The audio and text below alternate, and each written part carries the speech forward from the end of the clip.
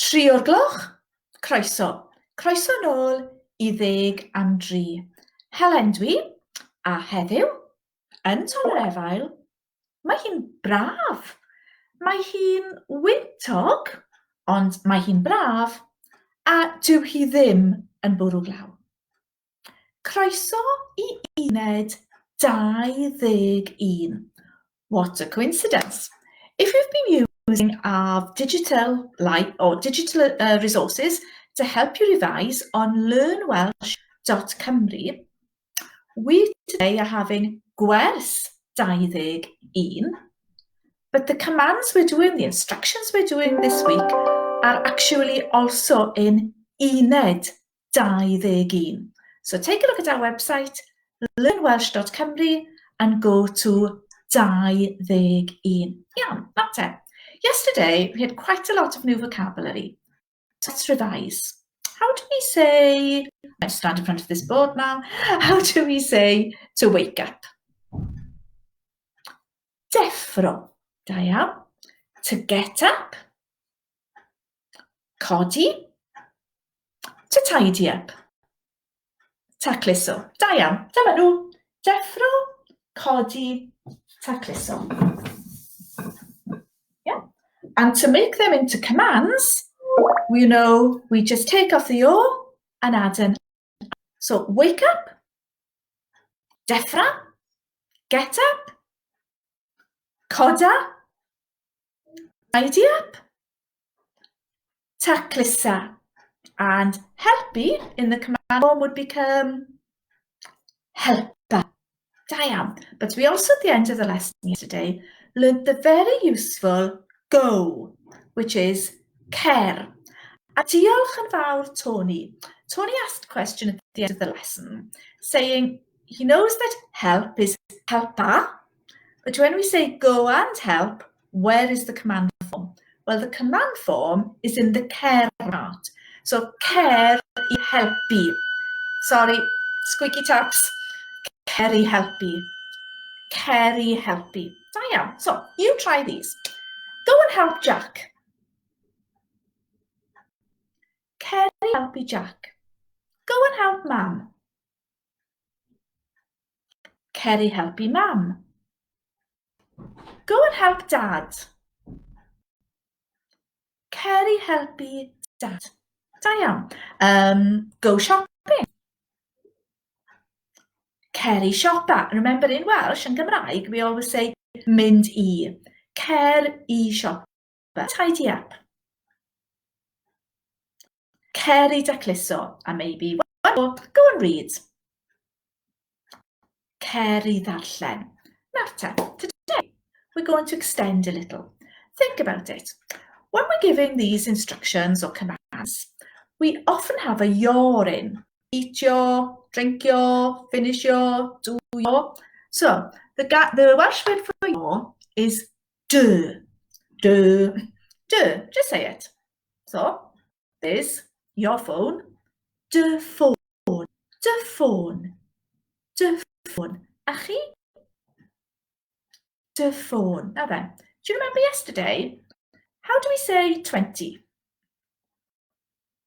20. We have that treigl meddwl, the soft mutation, and the same as after do. Problem gyda ffôn, dy ffôn, but if I had tea, te would become dy de. Da iawn. Coffee, dy goffi. Gap. Dy gap. Dy gar. Pensil. Dy bensil. Pysgod. Dy bysgod. Pêl. Dy bêl. Un arall. Well, gwyn. Dy wyn. So, few phrases. Now then, if you saw eiri, gwyn ac angharad, diwedd the video task there is to video, you will have already seen the phrase, which is more important than anything at the moment, probably, golchi dwylo. Tap, dŵr, golchi dwylo. Golchi, to wash. Golchi, dwylo. Golchi dwylo. Say it a few times. Golchi dwylo. Golchi dwylo. Golchi dwylo. Golchi dwylo. But now we need to turn the golchi into the command, which is easy. You try. Golcha. Da iawn. Golcha. So just listen. Golcha dy ddwylo. Golcha dy ddwylo. Golcha dy ddwylo. A chi? Golcha dy ddwylo. Golcha dy ddwylo. I'm sure we can say this if we're living with one several times a day. Golcha dy ddwylo. To tidy up yw tacluso. So how do we say tidy? Taclusa. The word for room is ystafell. Taclusa dy ystafell. Taclusa dy ystafell. Maybe you'd like to have a look at this.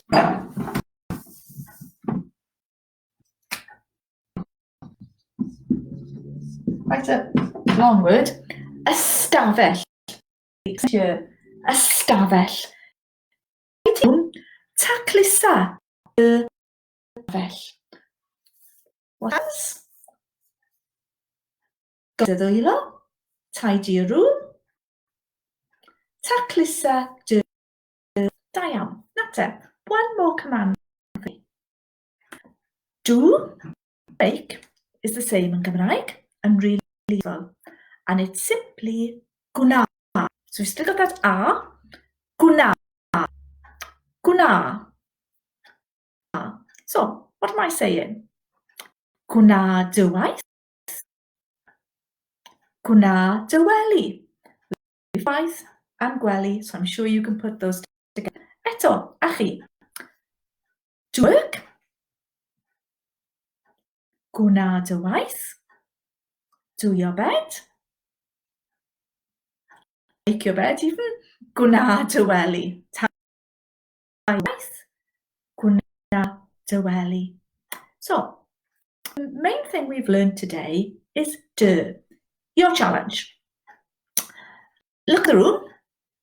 Try and find an object, you know the name of in Welsh, and put a dy in it. Yeah? Could be as dy western. A heddiw, if you're living with someone else, you're probably at some point going to make a tea or a coffee. When you give it to them, they dy. Dy goffi. Or if it's a child, it could probably be dy ddiod. Yeah? Dy ddiod. Dy ddiod. Da iawn. Great. So, remember, today we've done dy. We've done tidy up your room. Taclusa dy stafell. Da iawn. And we had a look at the most important, golcha dy ddwylo.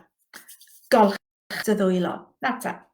Remember that all of this we've been learning, dydd mawrth, dydd Mercher, has been one person, the familiar T form. Yeah? Tomorrow we'll go on to chi. It'll be very easy. I'm just say a few things. I'm sure you can understand them already. Tacluswch. Bwytwch. Codwch. Eisteddwch. Just a little taster for tomorrow, but remember your challenge and also uned 21 learnwelsh.cymru to revise this work. Diolch yn fawr.